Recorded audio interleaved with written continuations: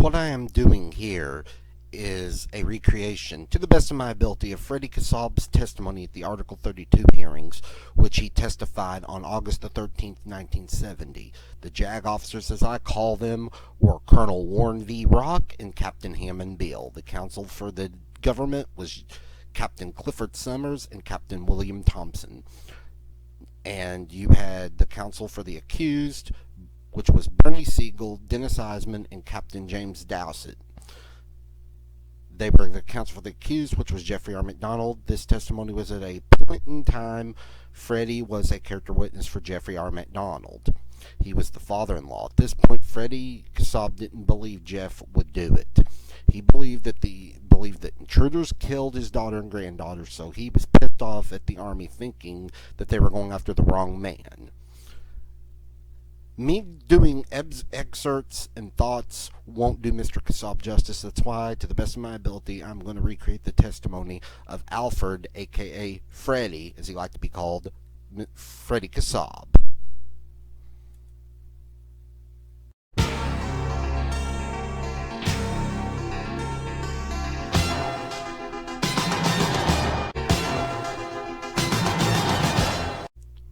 The hearing has reopened at 1417 hours on August 13th, 1970, or 2:17 p.m.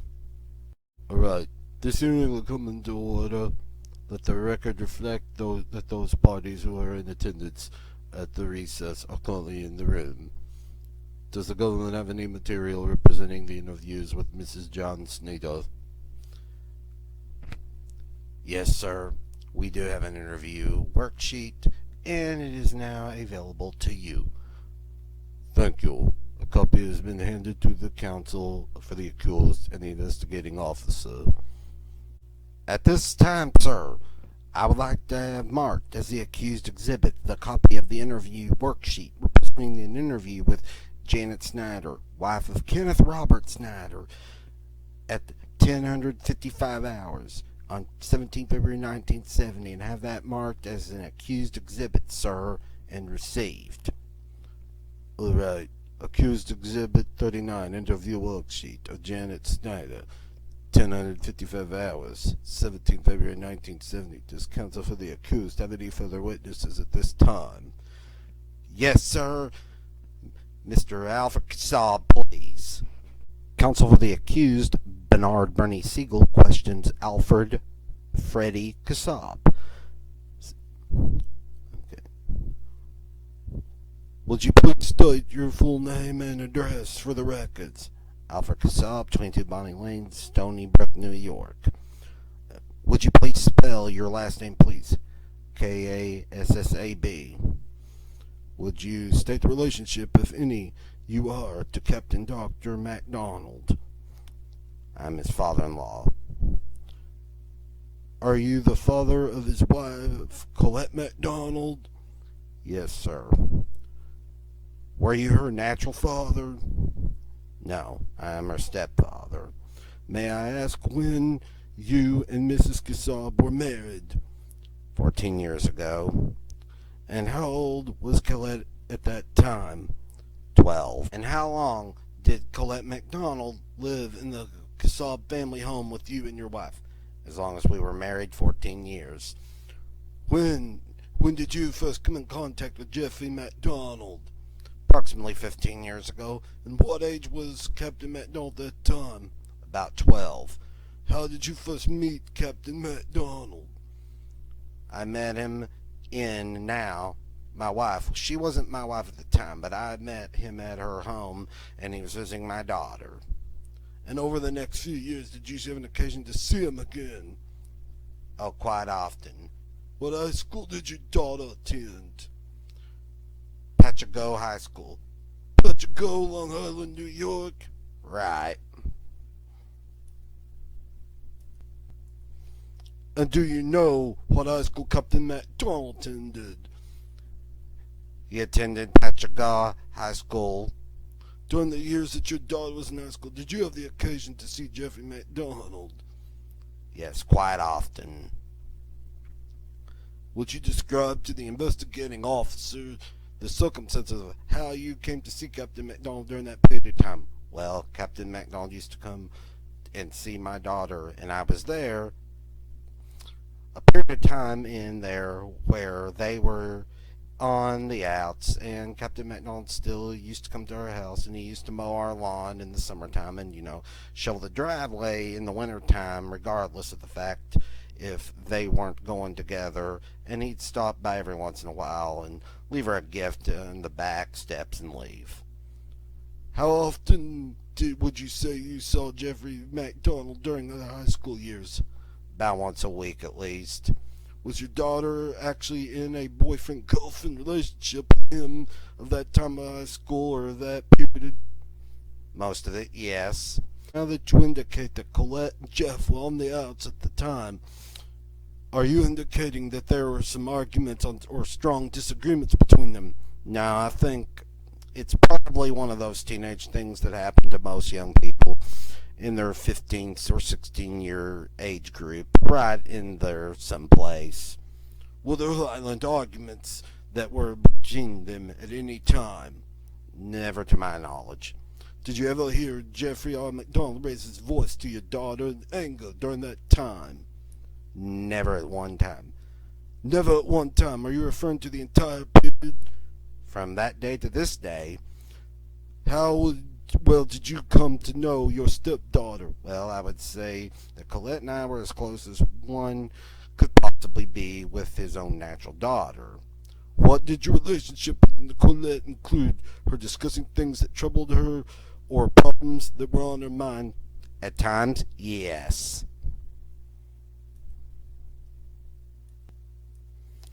Was she a child that shared her concerns or anxieties with you and her mother? Well, not completely. I wouldn't say no, she didn't. If she had any problems that we didn't know, well, I can say if she ever had a problem and she didn't tell you about it, you could see it on her face, and it would be apparent in her voice immediately. Was she the kind of person that could hide things from you? Absolutely not. I'm referring to her real emotions, or she was not capable of it. Did she intend to try to suppress her real feelings about situations from you? No, I don't think so. And I don't think it was a matter of suppression. I think it was that. I have never known her to have any problems particularly, but I would venture to say that if she had a problem, that is, I said a few minutes ago, I would have known immediately, but with her, it would have been a matter of if she had a problem, she would have related it. She didn't like to, if she didn't have a problem, say, in school, if she had a problem in, say, school with her studies of that type, she would not come out and say it, but you could tell there was something wrong. Now, will your stepdaughter, Colette, and Jeff MacDonald are the same age? Yes, sir. Within a month, I think. What year was Colette born in? I don't have it off the back of my head. That's all right. Now, when your daughter graduated from high school, what did she do with herself? She attended Skidmore College at Skidmore University in Saratoga Springs. New York State? Yes. Do you know what school Captain MacDonald went to? Yes, he went to Princeton University. Did Colette and Jeff continue to have any conduct during the period of time that she was at Skidmore and he was at Princeton? Well, I know from Colette that she had spoken to Jeff and corresponded with him the first year. In the second year, they were going together. And you say in that second year that they were going together. What do you mean by that? They were boyfriend and girlfriend. Did Colette have any occasions to come home to Long Island during vacations or weekends at all? Yes, she'd always come home on the weekends, most weekends that she had, when she felt she could come down and she could afford it. And did Captain MacDonald ever visit during his early college years? Yes, sir. And what was the nature of the relationship between Jeff and Colette at that time? Boyfriend, girlfriend. Now, when did they marry? In what year of their college education? The second year after, at the end of the second year. If I'm not mistaken. I may be wrong there, but it could have been at the beginning of the third year. It was right in there. And when were they married? Did Colette go to reside? In Princeton. Did you have occasion to visit your stepdaughter and son-in-law while they were married together at Princeton? Yes, sir, I did. On more than one occasion? On two occasions. Did they have the occasion to visit you? Yes, they came to visit us. I couldn't say how many times, but I know when I went to Princeton with my wife, twice. What did you observe about the relationship between Colette and Jeff when they first married and living together at Princeton, New Jersey? Well, they're like a couple pigs on ice, I'll put it. it. It was that way as an expression they had at home. Since Jeff was struggling through college, and they had rented a large house, and maybe 7, 8 bedrooms, and they acted as chaperones for girls who came home on the weekends to visit boys at the university. They readied up beds, and this helped pay for their rent. From what you are saying, could you give us some indication of what their financial situation was during this period of life? Well, it was very close for them. Jeff was getting loans from the bank to pay for his college education, and it was pretty hard for a man working his way through college on his own. In addition to money they earned from renting out beds at their house, was there any other way that Colette or Jeff was earning money during that period of time? Well, Colette babysit for one. Colette also typed papers for students, and men earned money that way. Now, how long was Captain MacDonald at Princeton University after they were married? 3 years. No, after they were married. It was over 2 years and not 3 years. Then Captain MacDonald left Princeton after 3 years there? Yes, sir. And where did he go then? He went to Northwestern University in Chicago. Did he go there as an undergraduate? Yes, sir. Undergraduate school or medicine school? Medical school. And did Colette ever go with him and set up housekeeping there? Yes, sir. Where did they live when they were at Northwestern? They took an apartment, and the address, I don't know. They had an apartment in the Evanston area? I don't know this. Did you ever have the occasion to visit Colette and Jeff when they was in medical school? Yes, sir. Did the MacDonalds ever come to visit you in Long Island on any occasions? Yes, sir. What did you observe the nature of the relationship at that time when they were attending medical school?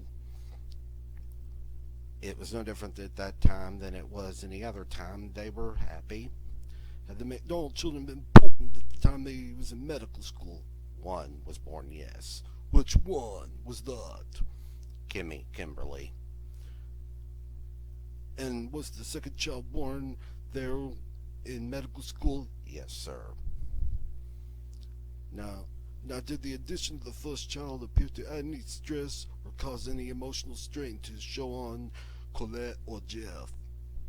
No, sir. Colette wanted 5. Wanted 5 children? That was always her statement.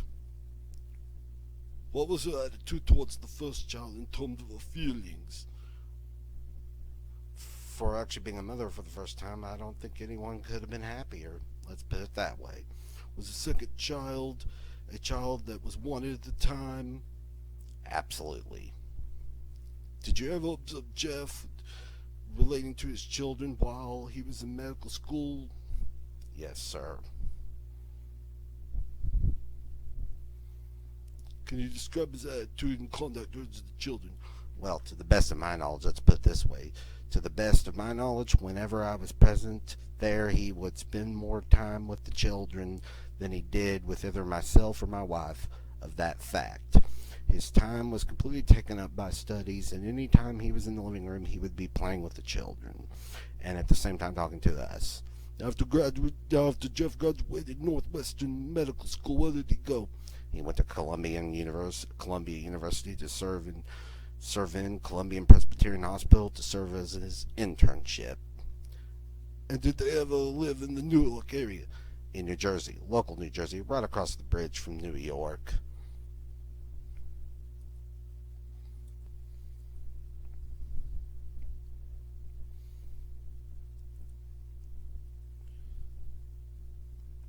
Did you and your wife ever have the occasion to see Colette and Jeff during that period of time of the internship? Yes, and my wife more frequently than I. My wife would never go over at a minimum of 2 to 3 times a week. Did the MacDonalds have the occasion to visit you and Patrick go on Long Island? Yes, sir. What did you observe during the relationship during that period of time while he was interning at Columbia Presbyterian? It was, as I said before, their relationship never changed at any time that I ever noticed.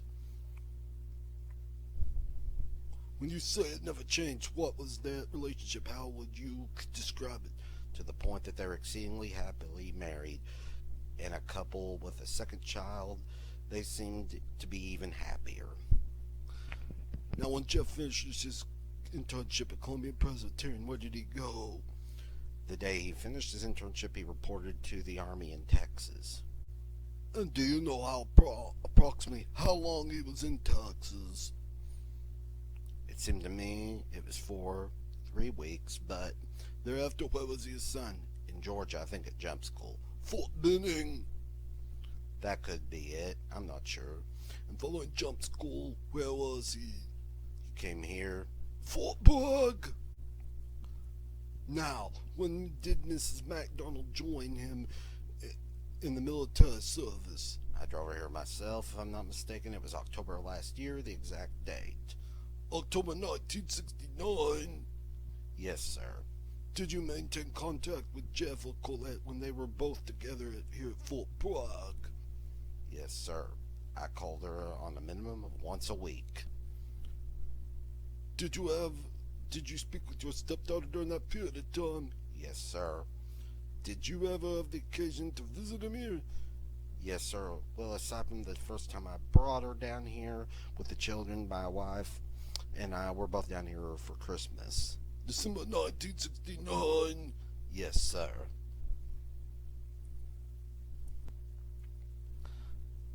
Did either Jeff or Colette ever have a chance to visit you on Long Island during the period they were here at Fort Bragg? Captain MacDonald did, yes, sir. When was that? He came back for a weekend on business, personal business of some kind, and he stopped in to say hello, but his wife was not with him. How long were you at Fort Bragg in December of '69 with Colette and Jeff? It was a period of 3 to 4 days. And would you describe to the investigating officer how your daughters seemed to be in terms of married life and married relationship? Well, I would say that even though I've used static expressions to prior terms, I think they were considerably happier here than they had ever been. And why was that? Well, I would think that it would be, the less financial problems from the point of view that they had a home. And Jeff came home most nights, which he's never been able to do before, and he had more time with the children, with more time to devote to Colette, and they seem to, of course, imagine a wife with a husband in an internship in medical school, and you don't get to see much of him.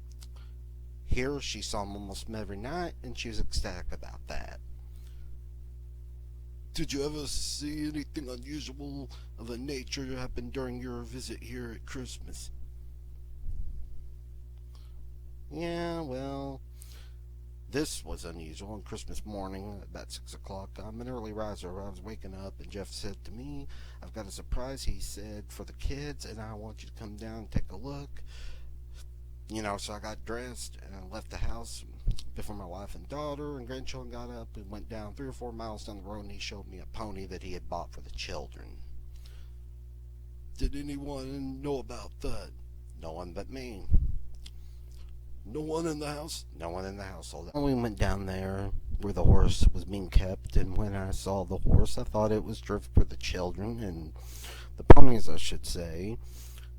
Then we went back to the house, and Jeff proceeded to tell Colette he had ordered a gift for the kids and for Christmas, and Sears Roebuck fouled it up. There was one in the window, and if we would all get in the car, we'd go down to see this thing so at least they could see what they were getting for Christmas. And we drove down the road and turned off, and Colette didn't understand why they were turned off the road, and not going straight to Sears Roebuck. He said, well, I gotta stop here and pick up something. So we drove down to the corral and got out of the car, and he said, I want you to see something over here. And we took them over there, and he showed them the pony. What was Colette's view of the gift of the children? To the best of my recollection, she cried for an hour and a half. Now, when did you leave your stepdaughter, son-in-law in December? It was the day after Christmas. What was her attitude as a family relationship at the time you left her? They were, as I said, they were the happiest I've ever seen them.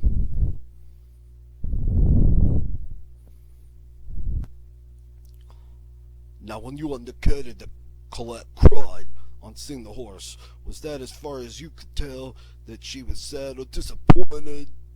No, Colette was always a sensitive child, and anything that made her happy, she cried. Did you ever have contacts with your stepdaughter and son-in-law between December and February 17, 1970? Yes, sir. I called, as I said before, a minimum of once a week, sometimes twice. As a matter of fact, I spoke to her Friday prior, which was prior to the 17th, that Friday, which was the prior, and on February 15th, although I didn't actually talk to her, I was on the other phone while my office talking to her. So you overheard the conversation? Yes, sir. How did your daughter seem when you spoke to her at the very least? On the date, February 15th, a Sunday. During that day, during the day sometime, yes, she sounded no different than she had ever sounded. Did she ever give any indication there was a marital problem between herself and Captain MacDonald? None whatsoever. Did she ever give you an indication that she was having difficulty with the children? No, sir. Did you ever give any indication that she was suffering from depression from a pregnancy? Captain Clifford Summers spoke up and said, I object to this. He's leaning too much. I object to that question. It relates to a specific characteristic. I think we can understand what we are dealing with here. And then Captain Bill made his decision. The objection is overruled. The incident that was related to me by both my daughter and Captain MacDonald was I wasn't there, but she had been the cesarean had been performed, and she was in the recovery room. Since Captain MacDonald had access to the hospital as a medical student, he went to the recovery room, and upon entry he found that she had no pulse, no blood pressure whatsoever. He went quick and got the surgeon, and they operated on her and saved her life. There had been something that happened to one of the blood vessels. I'm not really being technical. I really don't know what happened. Something along this line happened. Did Captain MacDonald ever express the occasion to you his feelings about it, the marital relationship at the time you saw him in December, or any way show you his feelings? Well, the man spent most of his time playing with the children all the time when he was home. Every time he turned around, he had one of the girls playing with him. At least, let's put it this way, more so than most people I know. Did it ever appear to you that he was neglectful and not attentive to his wife, your stepdaughter Colette? No, sir. He was the type of man that would have came home at least once a week with a gift of some kind. For whom? My daughter. And I would say he personally bought by himself approximately 80% of the clothes for her as surprises for her. What was Captain MacDonald's attitude towards the Army and his service in the Army? Well, Captain MacDonald was exceedingly proud of belonging to the Green Berets. By the way, have you ever served in the Army, sir? Yes, sir. What was your... I was in the Canadian Army in World War II.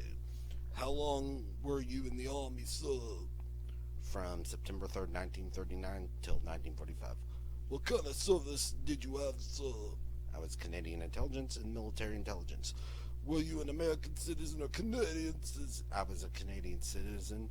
And are you a Canadian citizen now? Nope, American citizen.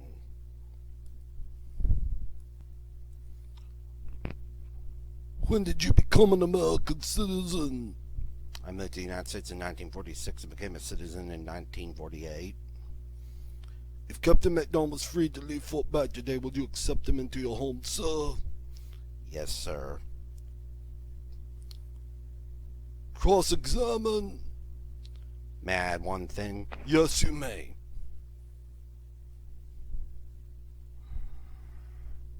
If I ever had another daughter, I'd still want the same son-in-law. Colonel Rock then takes over to recess. Let's recess for 5 minutes, I think. The hearing recessed at 1444 hours, which would be 2:44 p.m. And the hearing reopened at 1450 hours, which was 2:50 p.m.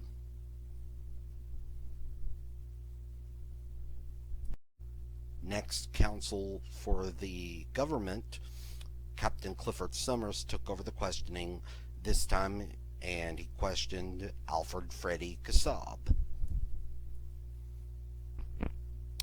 Now, some of the things I'm going to ask you will be fairly personal, but I'll try to keep it brief. Now, you've used the phrase, which I really don't understand.